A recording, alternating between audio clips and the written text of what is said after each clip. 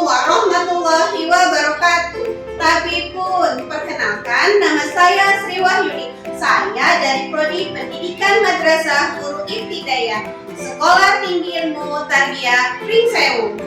Kali ini saya akan mencoba membuat video edukasi guna memenuhi tugas mata kuliah Bahasa Indonesia dengan dosen pengampu Ibu Lan Okti Pratini. Kali ini video edukasi yang saya buat berjudul Peran Bahasa Indonesia dalam akademik peserta didik maupun mahasiswa. Bahasa Indonesia merupakan bahasa persatuan Indonesia yang mana sudah diikrarkan ketika Sumpah Pemuda pada tanggal 28 Oktober 1928. Selain bahasa Indonesia sebagai pemersatu, bahasa Indonesia juga mempunyai banyak peran penting di masyarakat ataupun pendidikan.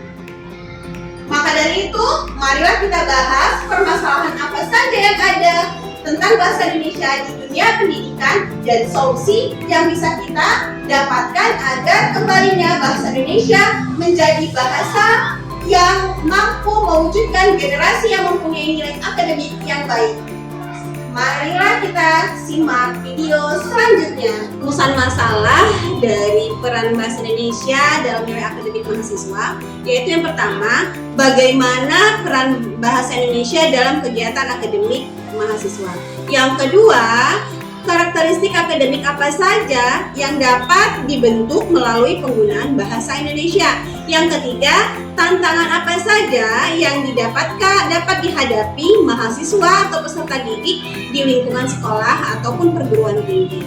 Yang keempat, bagaimana bahasa Indonesia membentuk pola pikir ilmiah. Yang kelima, bagaimana solusi untuk meningkatkan kompetensi bahasa Indonesia tersebut. Setelah tadi kita membahas tentang rumusan masalah, peran bahasa Indonesia di nilai akademik mahasiswa maupun peserta didik. Sekarang saatnya kita membahas tentang pembahasan dari rumusan masalah tersebut. Yang pertama yaitu hakikat bahasa Indonesia sebagai bahasa ilmiah. Bahasa Indonesia memiliki kedudukan penting dalam kehidupan berbangsa dan bernegara. Dalam akademik, bahasa Indonesia berfungsi sebagai ilmu pengetahuan yang digunakan untuk menulis karya ilmiah. Begitu penting peran bahasa Indonesia di lingkungan pendidikan. Dan sehingga kita semua harus menjaga bagaimana bahasa Indonesia bisa tumbuh dengan baik di lingkungan pendidikan, sehingga tujuan-tujuan dari bahasa Indonesia tersebut bisa tercapai di lingkungan akademik, baik di perguruan tinggi maupun di sekolah-sekolah. Yang kedua, bahasa Indonesia sebagai pembentukan pola pikir ilmiah.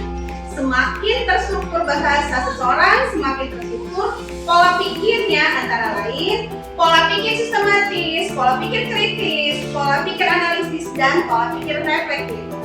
Yang ketiga, pembentukan karakteristik akademik melalui bahasa Indonesia bisa membentuk peserta didik ataupun mahasiswa yang mempunyai integritas akademik, disiplin dan ketelitian, kemampuan komunikasi ilmiah, kemampuan berkolaborasi, kemampuan berpikir kritis dan kreatif. Contohnya, ketika peserta didik mengerjakan soal-soal UAS, maka peserta didik harus mempunyai sikap disiplin, ketelitian. Itu adalah salah satu pembentukan karakteristik akademik melalui bahasa Indonesia. Keempat, bahasa Indonesia dalam keterampilan menulis akademik. Bahasa Indonesia mampu mengembangkan peserta didik mahasiswa dalam keterampilan menulis akademik. Contohnya makalah, artikel, mengembangkan argumen berdasarkan data, dan masih banyak lainnya. Dan yang kelima, bahasa Indonesia dalam hal keterampilan berbicara akademik. Keterampilan akademik contohnya presentasi, seminar, diskusi kelas, debat ilmiah. Dan dari keterampilan tersebut terdapat beberapa aspek yang didapatkan oleh peserta didik maupun mahasiswa. Kepercayaan diri, kemampuan berargumentasi secara lisan, etika berbicara, keselarasan penyampaian, dan keefektifan dalam berkomunikasi. Yang keenam, tantangan penggunaan bahasa Indonesia di dunia akademik atau pendidikan. Begitu banyak tantangan bahasa Indonesia saat ini di dunia akademik atau pendidikan. Salah satunya yaitu dominasi bahasa asing, yang kedua pengaruh minimnya budaya membaca, yang ketiga pengaruh media sosial, yang keempat kurangnya pembinaan dalam bahasa Indonesia. Yang ketujuh, strategi penguatan peran bahasa Indonesia di perguruan tinggi maupun sekolah. 1. Pelatihan penulisan ilmiah. Yang kedua, penerapan standar bahasa dalam seluruh komponen kampus ataupun sekolah. Yang ketiga, pembiasaan membaca karya ilmiah. Yang keempat, peningkatan kurikulum mata pelajaran bahasa Indonesia. Yang kelima, pendirian klinik bahasa. Dan yang keenam, penilaian ketat terhadap penggunaan bahasa dalam tugas. Ketujuh, kolaborasi dengan badan-badan bahasa. Yang kedelapan, peran dosen, institusi, dan pemerintah. Untuk mendapatkan hasil yang maksimal, maka sangat penting peran dari dosen atau guru, institusi, dan pemerintah. Yang pertama, peran dosen. Salah satunya yaitu memberikan teladan penggunaan bahasa dan baku, memberikan umpan balik atas penulisan mahasiswa, mendorong publikasi ilmiah bahasa Indonesia. Yang kedua, peran perguruan tinggi. Menyediakan pedoman akademik, mengadakan pelatihan bahasa ilmiah, menegakkan aturan bahasa yang baku.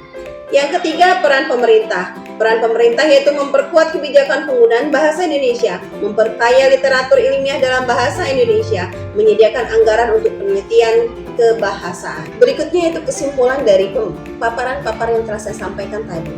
Bahasa Indonesia memiliki peran penting dalam dunia pendidikan, yaitu dalam membentuk karakteristik akademik mahasiswa maupun peserta didik. Melalui bahasa Indonesia, mahasiswa atau pelajar atau peserta didik mampu berpikir kritis, logis, dan sistematis.